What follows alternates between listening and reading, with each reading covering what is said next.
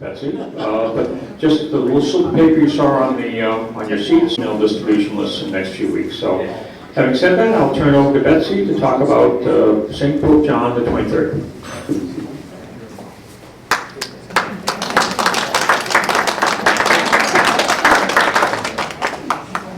Great to be here. I had so many good signs. I got all green lights on Western Avenue.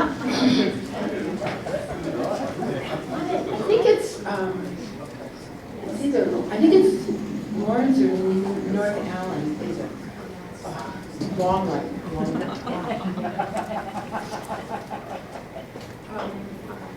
I hope this is kind of a conversation, I can talk. I can have a thought I haven't thought out loud. So I don't know what I'm thinking until I hear myself say it, that kind of thing. But please feel free and welcome. Because you've had experience with this guy as well, because I'm looking at you, you got a lot of gray hair.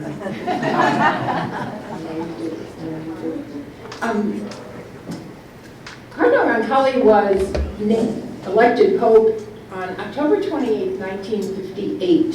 Where were you?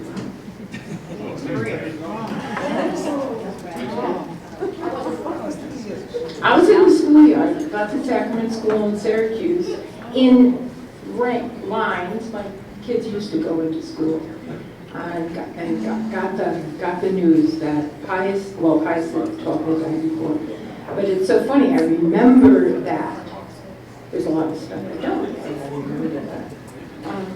He was 76 years old, which is not as old as it used to be, because I'm 75.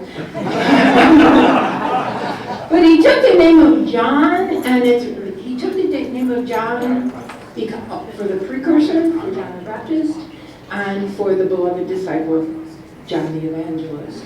And it's interesting, to me anyway, that it was a 23rd, so there's a lot of popes. And most of them had very short reigns. So maybe he was thinking, I'm 76, how long am I going to be here? But it also was the name of an anti-pope, and I thought, wow, in the 14th century, the 15th century really, there was an anti-pope named John the 23rd because of the schism in the West.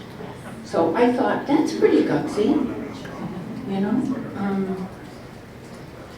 So it's well known, well, not well known to everybody, but it's certainly well known because I've been reading about him so much. He was expected to be a stopgap pope. What is somebody at 70, 76 going to do? And at his coronation mass, he said, "My desire above all things is to be a good shepherd." And that's exactly what he was, a good shepherd. He was the third of 13 children. He was born in a little town near Bergamo in Italy. His family was sharecroppers, and some of the literature says they were very poor, and he dispelled that. He said we had the necessities of life, and we were strong and healthy. So he went to school. He was not a great student. Makes me feel really good. And he was such a not great student that he was tutored by a priest in the town to help him. And this is a little shocking in these days. At the age of 12, he entered the seminary. I guess they were more mature back in the day. And he ended up being ordained before he was 22 years of age. So there was a point in at least my experience working in the diocese, you wouldn't even look at anybody at 22 years of age because there was so much human development to happen for that person. He interrupted his study. I have to thank Marie and Ellen. My training in audiovisual, and this is no lie, at the College of St. Rose is a film strip projector. an overhead, they were new then, and is it 8 or 16 millimeter projector? And then something that it was huge, you could put a picture in it and it would flash it on the wall, and I can't remember the name of that projector. So this is, and I always was the person who got the presenters. So I never learned it. But I thought, how boring, sitting and listening to me, just me. So thank you to Marie and Ellen for doing this for me. So this is him as a seminarian. And he interrupted his studies to go into the Army, but he returned immediately to the seminary after his service in the military and worked for a doctorate in theology. Betsy, was that during one of the wars? That was prior to World War I. He was just in the military.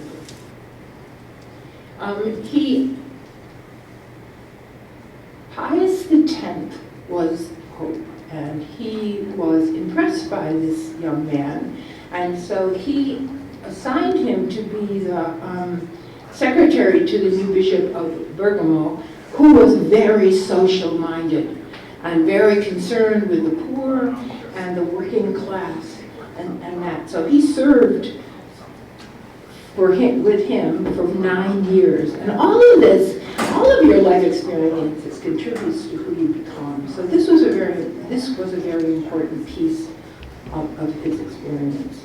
With the entry of World War I, beginning of World War I, he was recalled to do military service, but this time as a chaplain. Leaving the service in like 1918, he became the spiritual director at a seminary, and also opened a motel hostel for students in Bergamo. In 1921, now this is before he was the year my mother was born. That's a little personal. He was called upon to reorganize the Society for the Propagation of the Faith. That's the society that we have a collection for once a year, and they bring a missionary in to talk with us. But apparently back in 21 it needed reorganization, and probably in 2022 it could use it too. But anyway. Father Forano used to be our local head. Yeah, he was. Yeah, he was. And there's something about, I was pleased to see that picture of him on the wall, and there's something about some of the expressions that I found on this guy that look like Michael Forano. You know? My husband claims that he really looked like Pope Francis, but I think he looks more like that. In 1925, he was sent to Bulgaria, and he was the apostolic visitor to Bulgaria. And he immediately began to concern himself with the problems of the Eastern churches. Now, his experience was Roman Catholic in Bulgaria and that part of the world with the Eastern Orthodox. And his diary reveals that he was often lonely and very discouraged. He carried out his assignment with tact and patience and his notable good humor.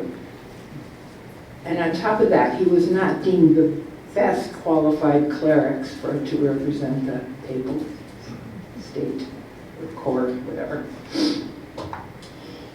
So he was there until 1934, when he was transferred to Turkey and Greece as the apostolic delegate. He set up an office in Istanbul, and he represented the powerless Catholic minorities in the Eastern Orthodox and Muslim world. From what I recently read, he was wrongly appreciated in the diplomatic colony because he was such a friendly host and a great dinner companion. There's something about having the kind of personality. You know what I mean? In 1944, he was appointed the nuncio to Paris. So here he is in Eastern Europe, and now he's in Paris to assist the church in the post-war efforts after World War II. And he became the first permanent observer of the Vatican in UNESCO, and was very successful there. In 1953, he became the Cardinal Patriarch of Venice, and he expected to spend his last years there in pastoral work. Let's take a minute, though, to reflect on this man who went to a meeting in 1958, thought he'd be home, and my golly, he got elected Pope and a new dress.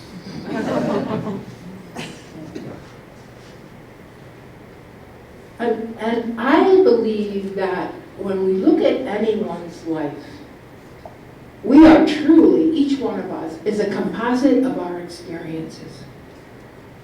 You can't ignore that. You can't negate the importance of that in your life. And it starts back in your family system.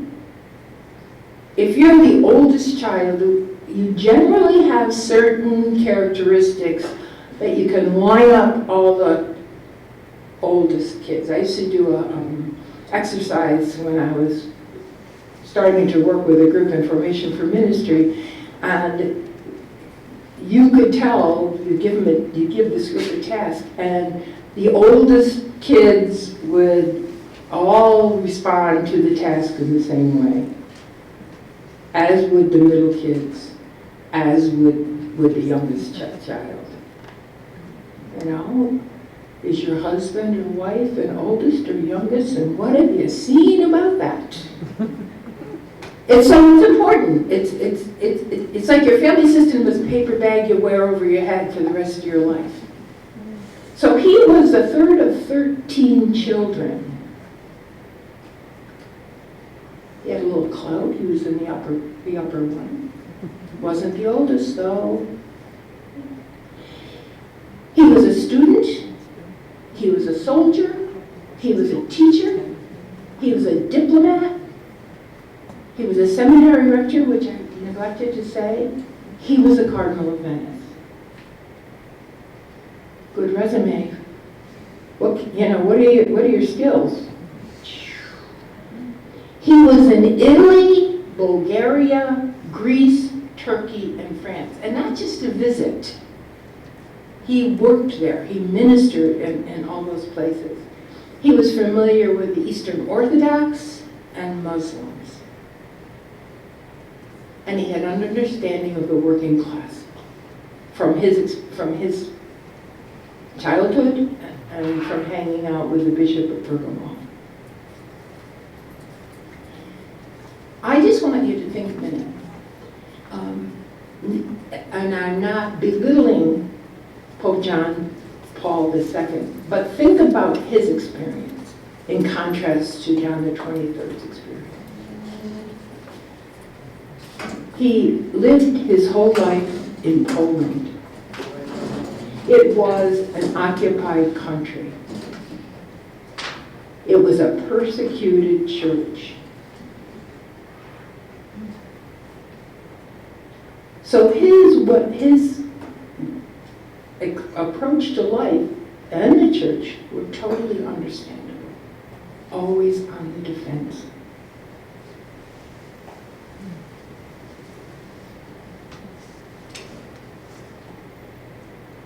John the 23rd kept a journal from the time he was 14 until he died. And he said, these are a more intimate part of me than anything else I have written. My soul is in these pages. And you can publish it after I die. And so they did.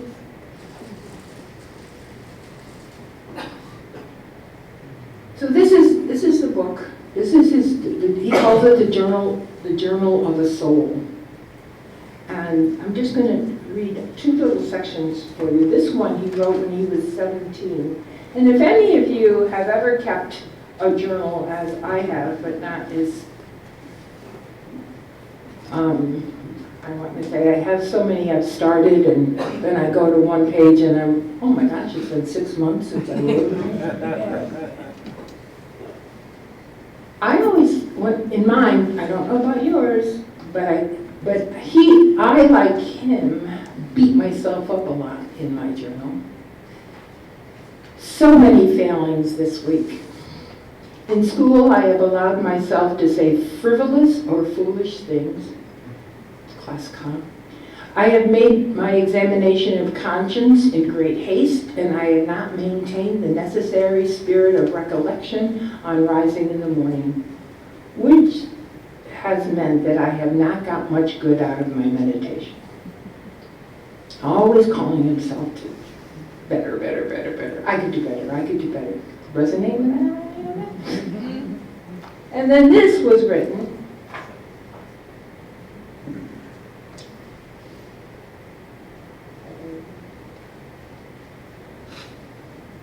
in 1962, a year before he died.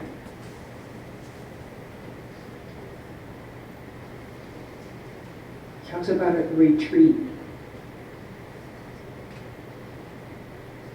Today comes to, no, this is before the council, I'm sorry.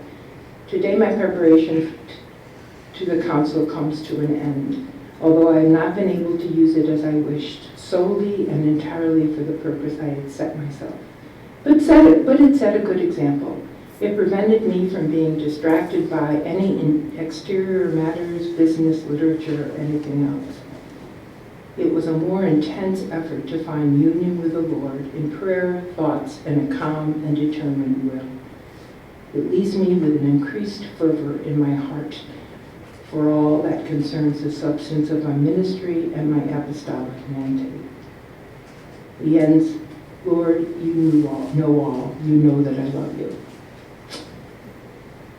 It's kind of fun to read because it's like you're intruding on somebody's life. It's like Facebook. You know, you can. There's also a lot of prayers and stuff. I'm sure you can find it in a used bookstore.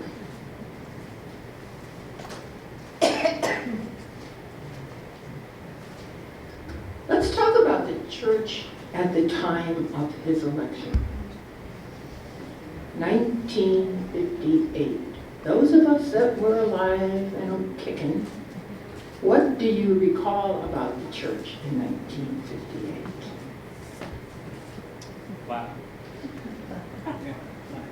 Latin. Latin. Back, Say that again? you know, very traditional and hierarchical. Don't read the Bible. Yeah, don't read the Bible. It's a Protestant thing. Don't go to a Protestant church. No. We had brownies in the basement of a Protestant church, all the girls from the Catholic school down the street. And we stepped inside. Oh my God. Hope Monsignor Dillon doesn't catch us. Sometimes, in the extreme, if you were late for your wedding in Herkimer, New York, the priest would not come. He would leave. It was very, very, we had fasting. Mass was all in Latin. Priest's back was to us. You had your missal, tried to be on the same page. At the consecration, the book on the altar, because you could see it, had a page of the crucifixion on one side and the words of consecration on the other. I always knew I was on the right page because my missal had a crucifixion on one side and it's things that you just kind of took for granted because that was the way we lived. Gabriel Moran, who was a American scholar and teacher in the field of Christian theology and religious education, he just died in 2021, and in the years that I was working in what came to be known as faith formation, he was one of the lights. He was one of the people that you turn to for inspiration and insight, etc. Just before he died, he wrote this book, What Happened to the Roman Catholic Church? And What Now? So it's kind of a blending of a studious look at at the history of the church, but also he weaves in his own personal experiences. He was a Christian brother. It's a good read if you are interested in looking at this.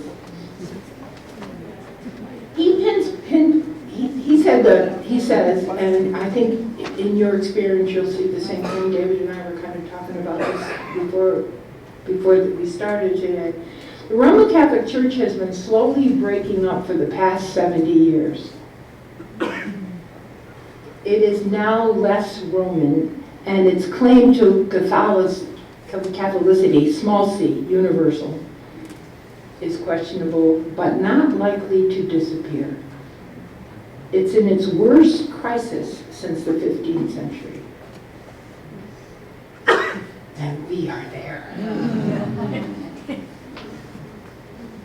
He pinpoints the crisis as beginning on November 1st, 1950. On November 1st, in 1950, Pope Pius XII declared that the bodily assumption of the Blessed Mother into heaven was defined doctrine of the Roman Catholic Church. And that is, in spite of the fact, there's something about churches and funeral homes, that I work in a funeral home, my nose always hurts. It's a long time. Let's not get into that. That's in spite of the fact that the Protestant Church and the Roman Catholic Church were sharing biblical study for the first time. With I think it was in 1949 that Pope issued an encyclical called Divino Affante Spiritu. I just wanted to impress you. Divino Affante Spiritu, which encouraged the Roman Catholic Church to begin scriptural study. So it's a new thing. 1943. 1943? Yeah. Oh. Thanks. But I could say Divino Affante Spiritu, right? Anyway, in spite of that cooperation, and it was a blatant disregard of the scholarship that they had worked on, and at that time, the Protestant Church called foul. And he talks about, and this is like 20 seconds on something that is extremely impactful. He talks about the two stumbling blocks, one being revelation. Did you remember what you learned revelation consisted of when you were in school? Scripture and tradition.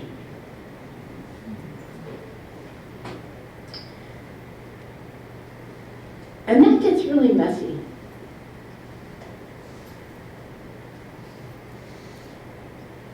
We were taught, and in those days, no matter what was going on in the world outside of the church, the doctrines of the church were as stable as a rock.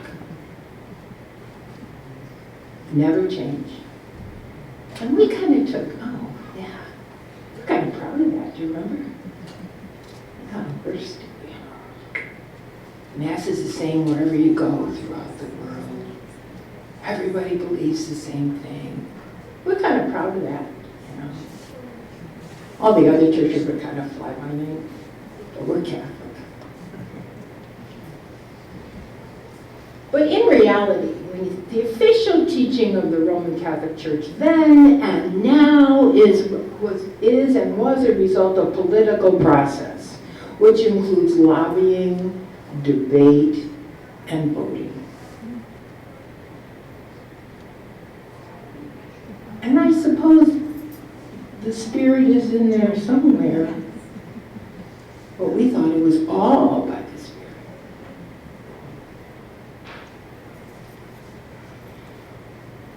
Under Revelation, language is a problem within the church at that time, and probably still now. Because, again, everything was in Latin. Latin, and I can remember chanting this, Latin is a language lying in the dust. First it killed the Romans, and now it's killing us.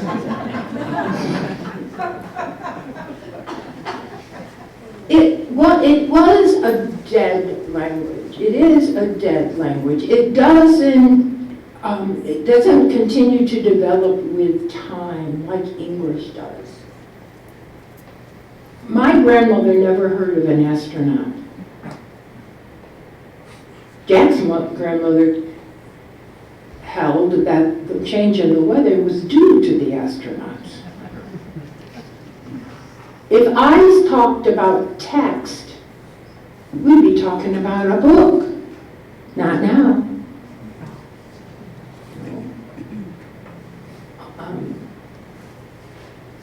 Kleenex. Xerox. What are some others that you can think of? Words that have developed that Google. Here we go, Google. Barbie? Meme. I just love that word.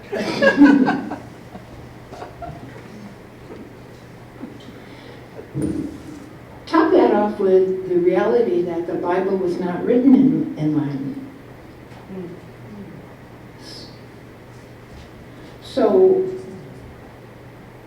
St. Jerome in the 3rd century translated the Bible into Latin.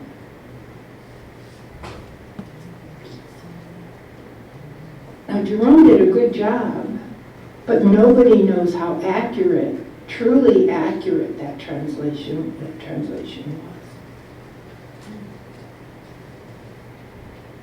Has anybody else done it? I think they probably took it, I don't know, to be honest. They don't. Do you know, Tom? Did anybody else retranslate after Jerome? Into Latin, you mean? No, out of Latin. That's the standard translation. So that's the Vulgate, that's. Nobody else has ever done it. Well, I don't know if I've done it officially. Well, we have some versions of the Bible that are nuanced somehow, like the Jerusalem Bible's language is different from the Vulgate and But it's based on the original languages, it's yeah. not based on the Vulgate. Yeah. So I don't think anybody else bothered to put it into Latin. I don't know. yes. My Presbyterian minister, when he has to study in Greek. Because the New Testament was written in Greek and Aramaic, right? Right. Whenever he goes to school, he has to study. And he can't use the Latin, he can't use the English, he can't use the newest translations or anything. He has to study. Go right back to Go back to Greek. Greek.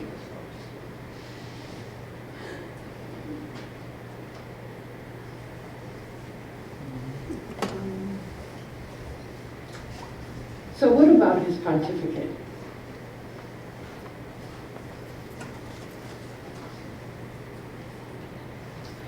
He was coronated. He wasn't, I think call it ordination to the episcopacy, was installation now as Pope. It was a total feudal system thing. It was still that way then. He was carried around, now it's a Pope-mobile, he was carried around on this chair, and there's a name for it which I don't remember. He kind of, My father said that the guys that carried John the 23rd went on strike because they used to carry him skinny. yeah, he was 5'6". I don't know how much he weighed, but he was only 5'6".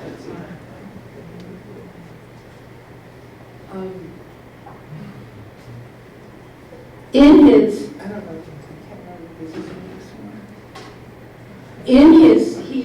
he was, at the end of the Mass, he was crowned with this triple crown tiara. And the three crowns represent the Father. He is the Father of princes and kings as Pope. He is the ruler of the world as Pope. And he's the vicar of our Savior, Jesus Christ. I bet you that was heavy too. So you got a fat man on a chair being carried around. At the very beginning of the ceremony, and I'm just playing with this because it's so foreign to us, all the cardinals made the first sign of obedience to him and by approaching him and kissing his hand. And then the archbishops and bishops came forward and kissed his foot. I was telling Paul and Eileen, there's a great story of him, and I can't find it as true anywhere, but talking about kissing. Kissing about the bishop's ring and the pope's ring, etc., was part of our culture. And this is probably not true, but it's a great story. Somebody came to John the 23rd and said, "Holiness, may I kiss your ring?" And in my story, he says, "You can. It's in my back pocket." He didn't say it, but it would have been great if he did.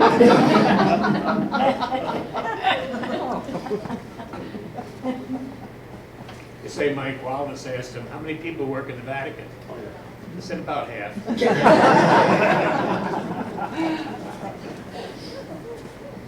In his very first public address, he expressed his concern for a reunion with the separated Christians and for world peace. Then at his first address as Pope.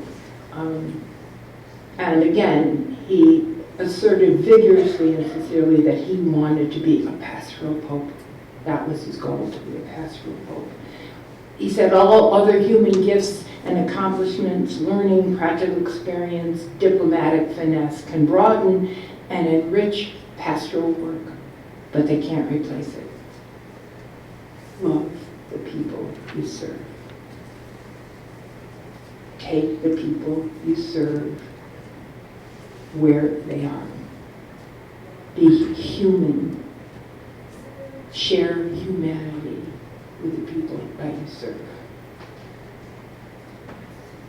Some of the things he did, he enlarged the College of Cardinals and appointed the largest international representation on the College of Cardinals in history. There were a lot of Italian guys in the College of Cardinals. Less than 3 months after his election, he said he would hold a diocesan synod in Rome. He had a history of synods, so the synodality that we're talking about now, hopefully, will not be a one-time thing. This is Betsy Rowe's opinion, they never ask me, but become the way the church is governed. And he said he's going to revise the Code of Canon Law and invoke an ecumenical council. One of the Vatican officials said to him, it will be absolutely impossible to open the Second Vatican Council in 1963. And he said, fine, we'll open it in 62. And he did.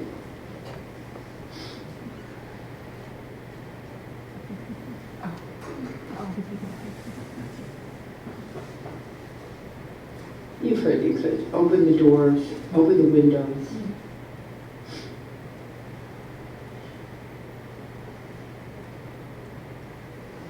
And there's a couple magazines, one's in the wrong order, but this talks about, this is the beginning of the council. The Catholic prelates assembled in Rome.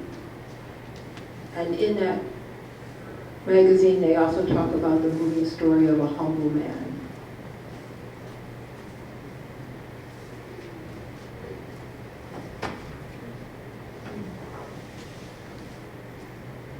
the time that he was talking about the council, and I just think this is interesting and kind of funny,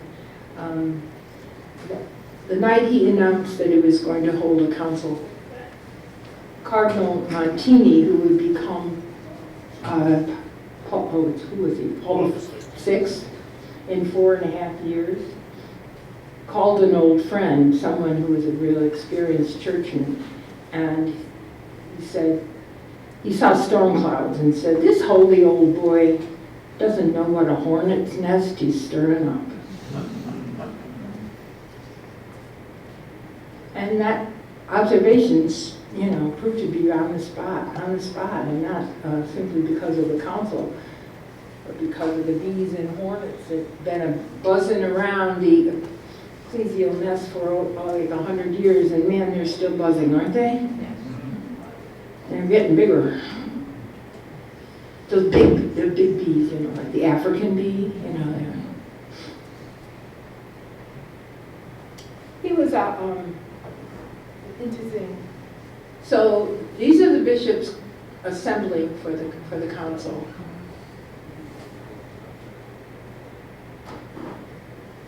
And their mothers dressed them all alike.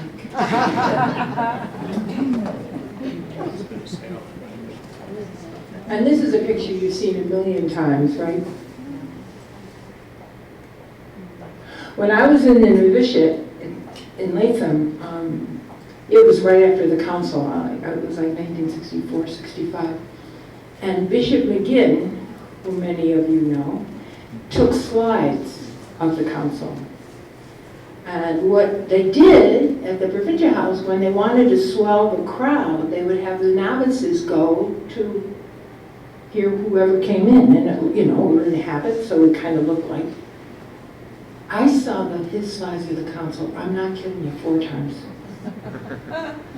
It was like the Wizard of Oz. I saw it so many times I could practically do his commentary. And this guy wants to see what's going on the other side of the room.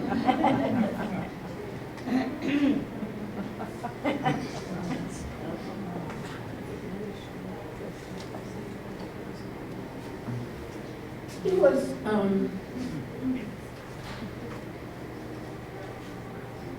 even his countenance is inviting. He was known for his humor, and he would make fun of himself because of his height and his weight and the size of his ears. Bishop Hubbard once told me that he saw Pope John because the Bishop Hubbard studied in Rome, and he said he had really big ears. So they must, because he doesn't notice anything. So he must have had a really big ears. Good listener, huh? And this is one Tom talked about, how many people work in the Vatican, about half of them. Another is, maybe you can't read that. When a cardinal complained that a rise in Vatican salaries meant a particular usher earned as much as a cardinal, the Pope remarked, "That usher has 10 children. I hope the cardinal doesn't."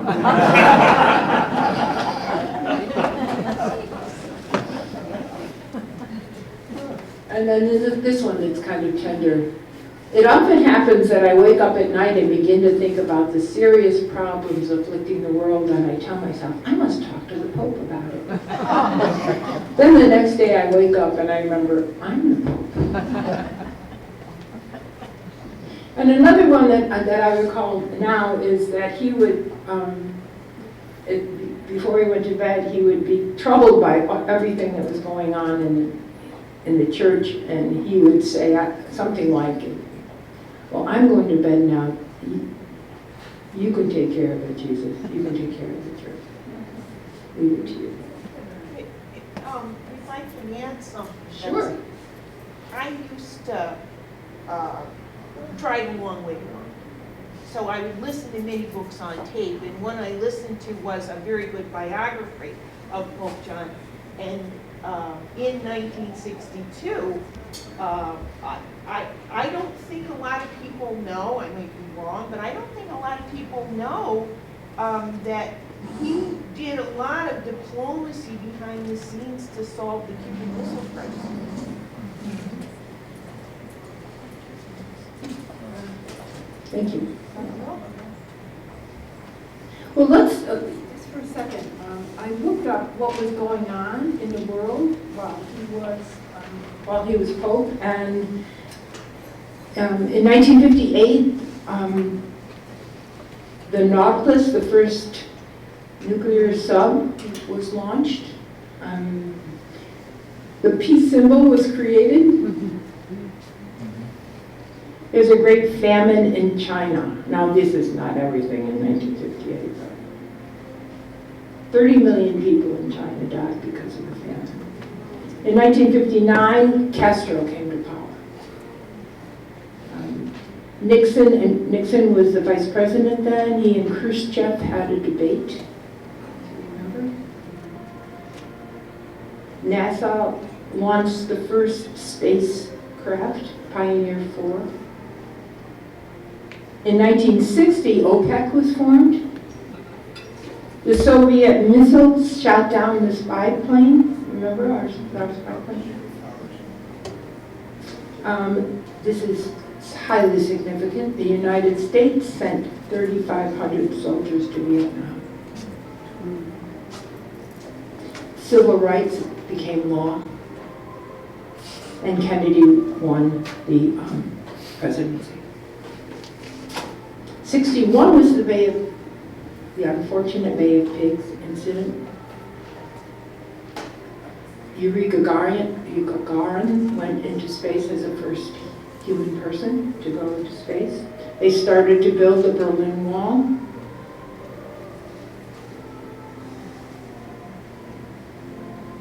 Freedom Riders began their protest.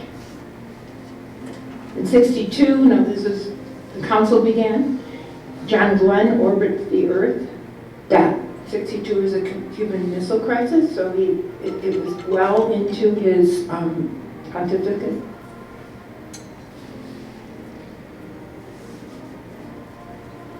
And then in 63, which was kind of in the end of his pontificate, Kennedy was assassinated, the Beatles came, the KKK bombed a church in Birmingham, Alabama.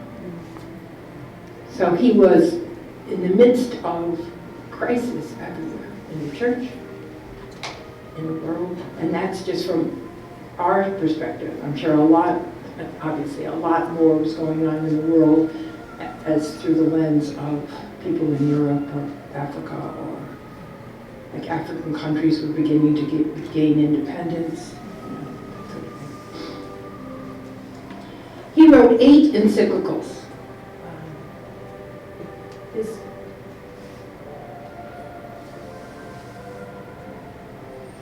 Still wearing that hat. The two that stand out are Mater and Magistra, Mother and Teacher.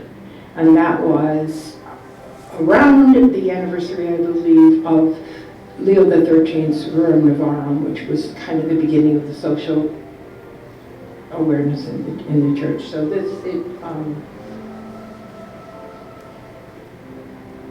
brought that farther.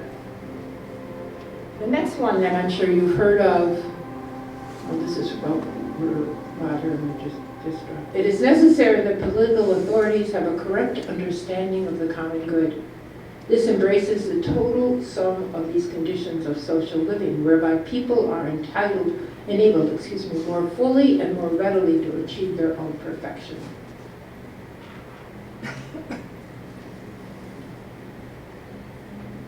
And then Pacem in Terra, which you have probably heard of. Advocates for human freedom and dignity as the basis of world order. And that was in 1963, so that was the year he died. Some other things that he did, he elevated the Pontifical Commission for Cinema, Radio, and Television to status in the Curia. He approved a new code of rubrics for the breviary and the Missal, which affects us more than the breviary. Made notable advances in ecumenical relations by creating a new secretariat for promoting Christian unity, and by appointing the first representative to the Assembly of the World Council of Churches, where before we were like, well, they're the Protestants.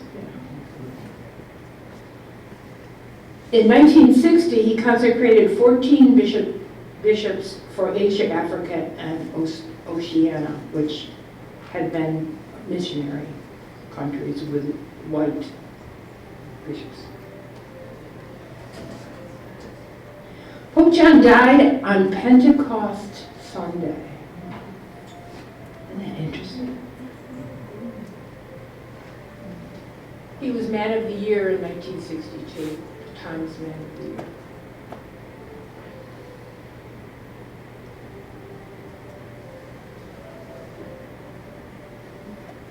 One of the, this is not quite,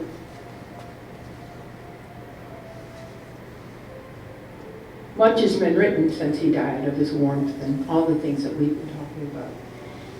And perhaps the best testimony was a newspaper who, at his death, the front page, not this one, but another one, was a drawing of the earth shrouded in mourning with a caption, "A death in the family."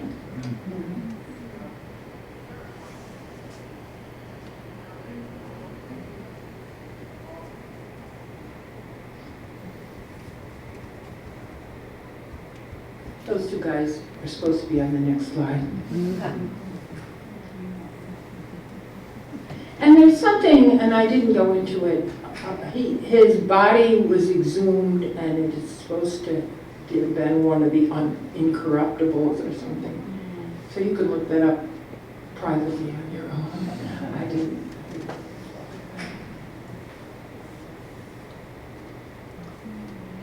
This is something that James Martin wrote in his book, The Lives of My Life with the Saints.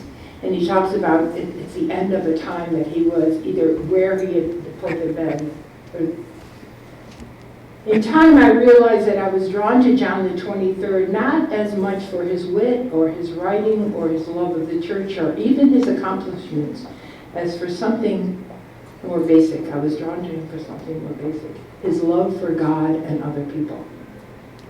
The gentle old man seemed to be one of the most loving of all the saints. Always a loving son, a loving brother, a loving priest, a loving bishop, and a loving pope. John radiated Christian love. Was it any wonder that so many people were drawn to him? So after John's death, I just wanted the subsequent popes, Paul VI, who closed the council.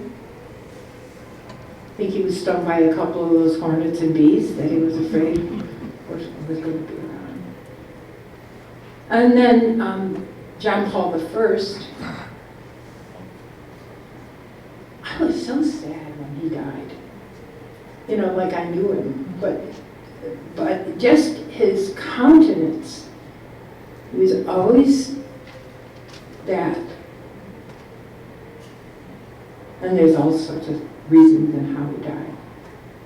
Kind of intrigue. John the 23rd, Benedict.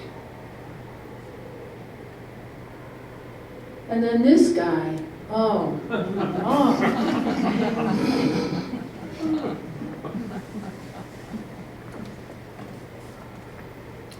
It's not easy being Pope.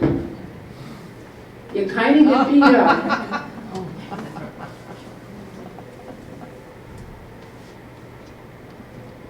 But the thing about him, it'll be all right. I got this.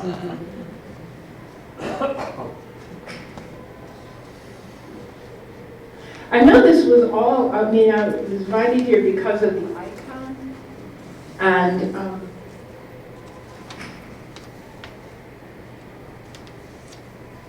doesn't it look like he's saying, that's not what I meant? You almost got it, but it's not quite what I meant? I always thought that when I looked at that icon of the church. So it encourages you every Sunday, keep going. That's a question. You would consider caretaker poll. Was there the conclave, what has come out of the conclave, were they deadlocked? I think it was 11, I think if I remember correctly, it was like 11 ballots were taken Okay. before. And were there a couple, basically a division within it in terms of their direction, and he sort of kind of fell out? I just wondered, like maybe the person became Paul VI, I assume, was maybe one of the... Yeah, he was one of, yes, but I don't know those details. Yeah. I think there's always a conflict in that. Yeah. I think there's Yeah. always divisions. Yeah, yeah. You know. Yes, Betsy, I think that Decagogue is just brilliant. And do you know any of the background on it? Was it something he professed as part of his ministry, or was it discovered after his death? I don't know a lot. I'm sorry, I didn't hear the first thing. The Decagogue, which I just think is a spectacular piece of writing and thought. You know, it's so simple. Yeah, I don't know that, Paul. I know he was very clear about his journal being published after his death, but he did write, you know, while, I don't know that. Anything else? Anybody else?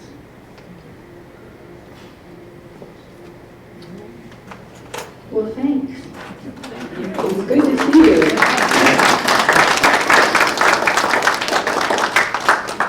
Excuse me, Betsy, I just came up with something. There's going to be a Zoom projection of a